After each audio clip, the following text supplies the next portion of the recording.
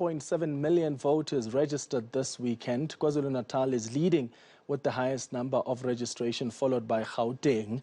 That's the registration to vote on the 1st of November. Let's cross now live to our reporter Heidi Giokos, who's following that IEC briefing. She was attending it earlier. Heidi, some positive outcomes, young people coming out in their numbers this past weekend. Yes, certainly, Clement. I think that is some good news coming out from the IEC, that young people did in fact turn up to register to vote for the local government elections on the 1st of November. There were big concerns that young people in fact were not going to register to vote. But we are joined by the Deputy CEO of the IEC, Mr. Masego Sheburi. Thanks so much for your time, sir. We appreciate it. I think first of all, let's just get a comment from the IEC with regards to the Constitutional Court dismissing the application by the DA. The DA wanted the decision by the IEC to reopen the candidate list to be declared as unlawful, unconstitutional and invalid. Many people are saying that this is throwing a lifeline to political parties, especially the ANC, to reopen its candidate list. We certainly welcome the decision of the Constitutional Court because it provides clarity on what it is that we can do and what we can't do. What the court made clear is that it did not, in its judgment, usurp the powers of the Electoral Commission to amend the timetable if it's in the interest of free and fair election.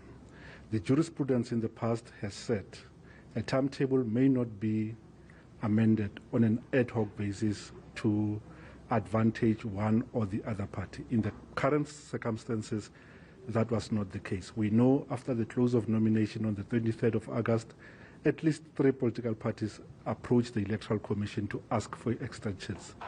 The Electoral Commission refused, and thereby honoring the decision that had been made by the court in the IFP and the NFP case.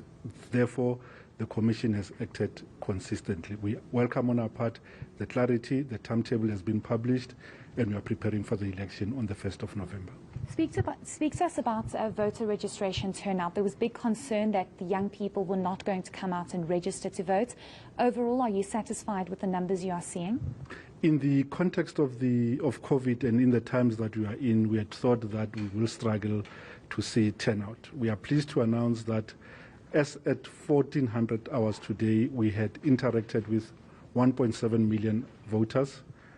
433,000 of those were persons who were registering as voters for the first time.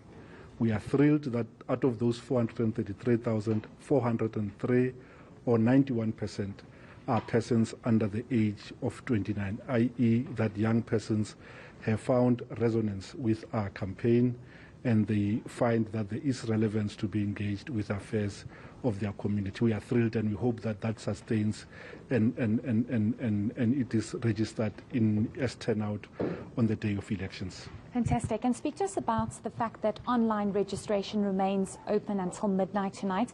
Many complaining and saying that they can't get through to the online system. Is this not a concern for the IEC? We are obviously concerned that we want to provide uninterrupted service to the voting public. Since we went live with our system, we have improved, we have taken lesson. Even over this weekend, we have made a number of refinements to lessen the security requirements so that we can accommodate as many applicants as are possible. We ask that people bear with us. If the system is slow or hangs, they should try to reboot and re-enter. The system will remain open until midnight. Everyone who has registered by that time will be processed and will find their name validated on the voters' roll on election day. I literally have 30 seconds left. Tell me about whether or not the IEC is going to consider extending the deadline for the candidate list.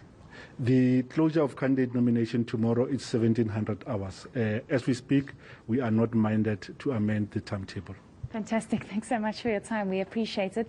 That's the Deputy CEO of the IEC, Mr. Masego Sheburi.